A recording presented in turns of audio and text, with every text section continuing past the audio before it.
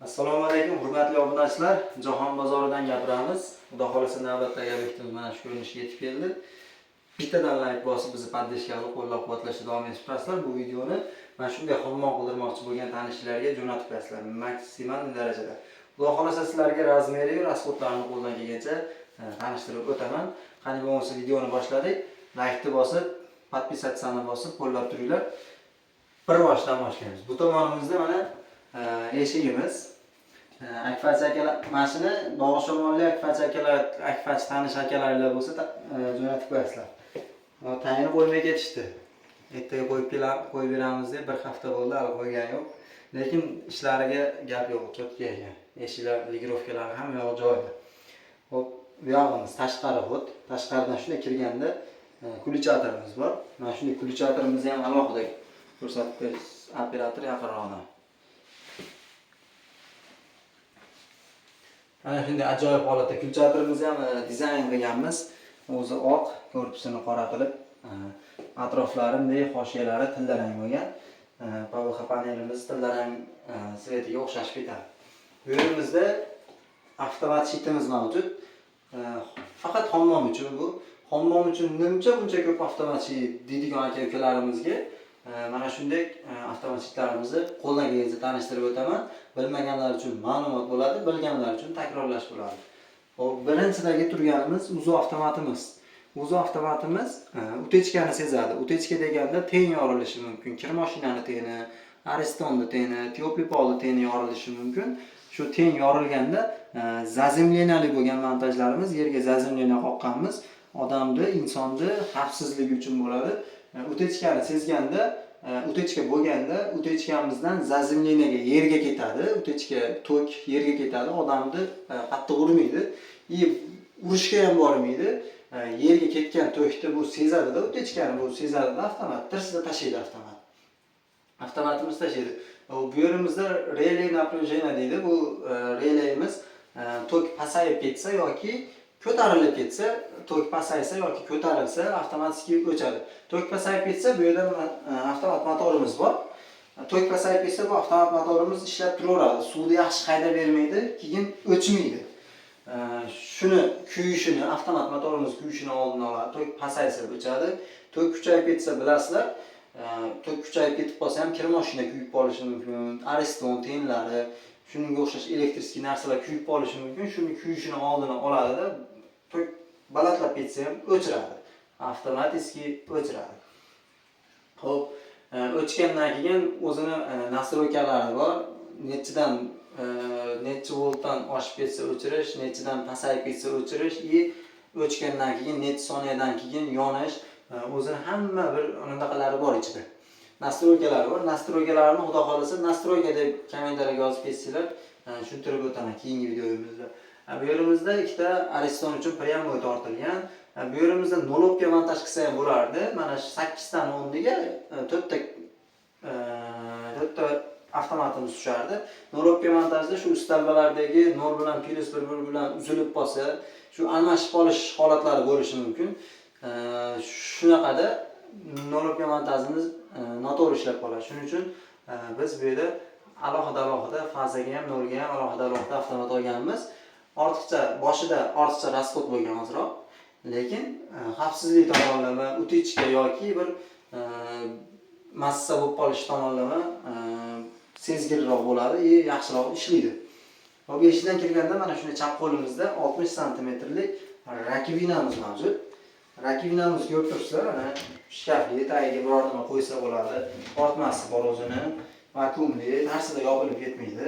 Suvga chidamli bo'ladi bu shkaflar ham. Tepasidagi mana shunday birinchi sort rakivinamiz ajoyib holatda turibdi. Suv chiqishlari ham, naporlari ham joyida. Endi uzoqroq ochsam motor ishlab shovqin beraveradi. Stakanchik, sovuq qo'yadigan sochiq ilgich, kolso, bu yerda mana shunday ko'zguimiz mavjud, oynamiz. Bu yerimizda abagrefi bor. Oyna parlansa, mana shu abagreftga yoqib qo'ysa, oyna o'zini o'zi quritadi. Shu holatda bo'lyapti. Ikkitalik rezetka qo'yib qo'yganmiz. Xohlasa fen suqadi, xohlasa bir soqol oladigan suqadi. Kir mashinamiz kir mashinaga alohida bittalik rezetka qo'yib qo'yganmiz. Ko'rsatib berasiz operator. Alohida bitta rezetka отсекающий kranlari bilan xudo xolasa chiroyli holatda turibdi. Ko'rib turganlarda rezetkalarimiz mana zazimlenali. Zazimlenali shungalar mana atrofida mana simib turadi. Zazimlenali. Mabodo bir utechka bo'lsa zazimlenaga to'kib berib yuboradi, avtomat sezib tashlaydi. Partishkamiz havoni almashtirish uchun. Tepamizda Aristonimiz 50 litrli Ariston. Pastda unitazimiz. Unitazimiz ham xudo xolasa tashlab yuborganda tarsida tushmaydi, sekin akkuratni yopiladi xudo xolasa. Bumaga qo'yadigan bu yoqda ikkitalik kulchatorimiz. Bittasi svetni yoqib o'chirsa, bittasi vitichka bor, elektriskiy. Vitichkani yoqib o'chiradi. Hop, Aristonimiz uchun ham mana bu yerga alohida mana zazimlenali xuddi shunday bittalik rezetkamizni qo'yib qo'yganmiz. Akkuratni turibdi, xudo xolasa mushoyat ham bermaydi, boshqa bo'lmaydi. Chiroyli holatda turibdi. Отсекающий kranlarimiz xudo xolasa kelajakda Aristonni tozalash uchun yoki bir buzilib qolsa bir tuzatish uchun juda katta yordami tegadi. Masalan, polniy xonani o'chirmaydi, shu yerda o'zidan o'chirib turib bemalol tozalab ishlatsa bo'ladi.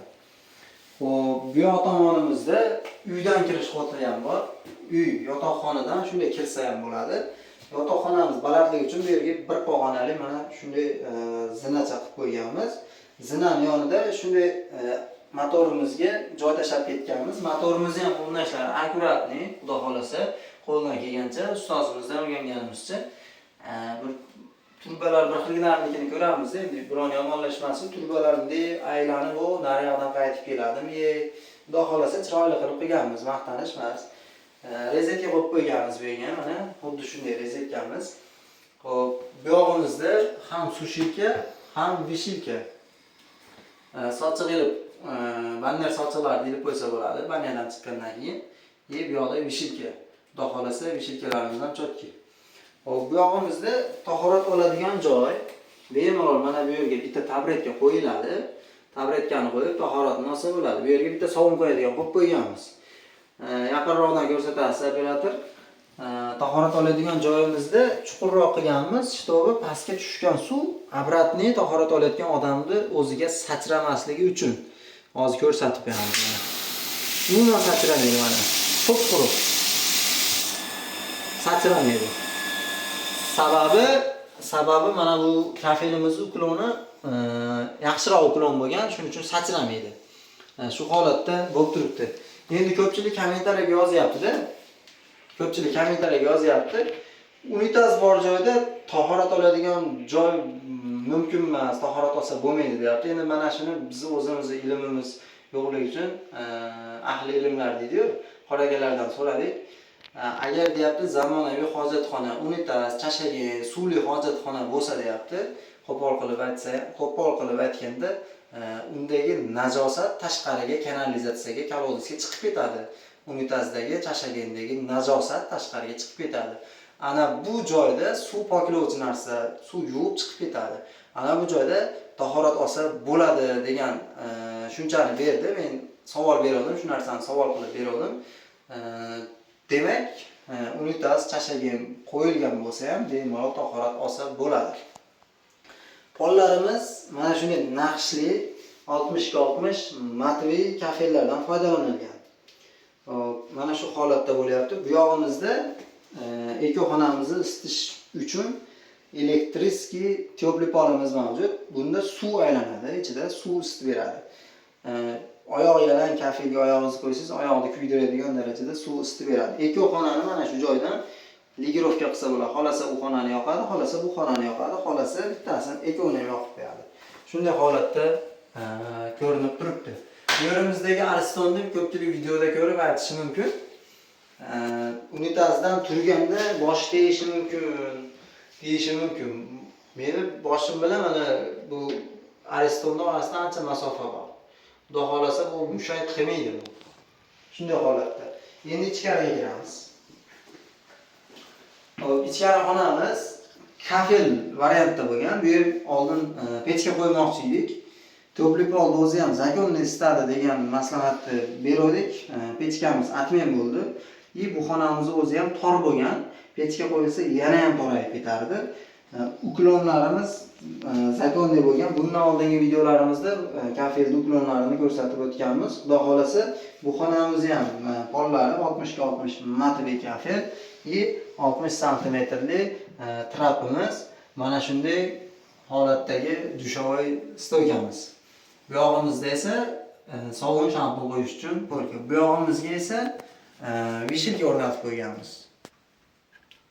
Mana shunday holatda bo'lib turibdi.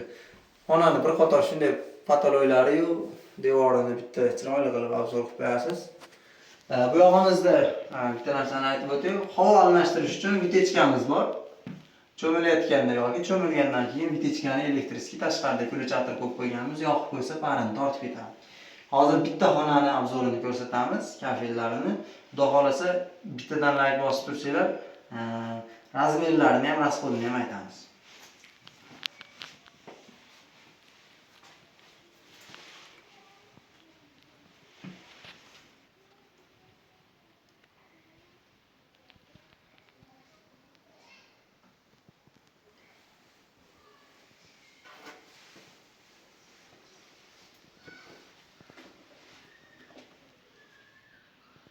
Devorlarimiz xuddi shunday bo'lgan. Patologimiz dekor plus bo'lgan.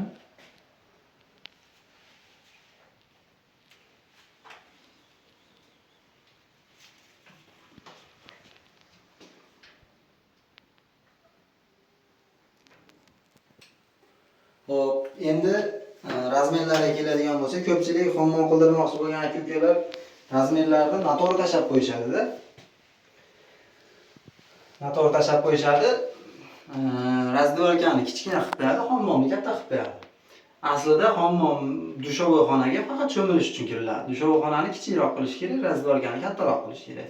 Bu yerda ham plan boshqacha edi. Bu xonamiz razdelka bo'ladigan edi, eshik bu yoqdan ochilgan edi, umuman boshqacha edi plan.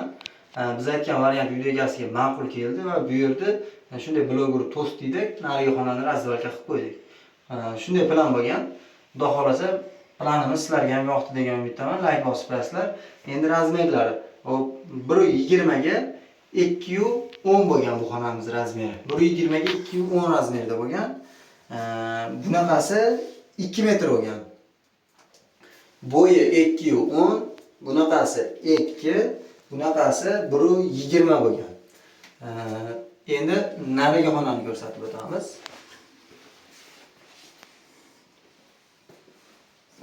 Bu xonamiz ham xuddi shunday. Bu xona sal qisqargan, 1.90 ga 290 bo'lgan. Bu xonamiz razdelkani 1.90 ga 290 bo'lgan. Hammom qidirayotganda nimalarga ko'proq e'tibor berish kerak deydigan obunachilarimiz uchun shunday narsani qilinglarki, hammom qilishdan maqsad nima? Maqsad o'zi uchun sharoit qilish. Maqsad komfortli yaratish. Shunday qilinglar, hammom rasxodni qilasizlar. Hamma yo'lda qilasizlar. Kimlardir unitas kerak emas deydi, kimlardir rakmina qo'ymayman, kimlardir tahorat oladigan joy qo'ymayman deydi. Sharoitni qilishdan maqsad nima unda? Maqsad birovga ko'z qilish emas. Shunday qilinglar. Shunday kirib bir maza qilib olinglar o'zingizlar.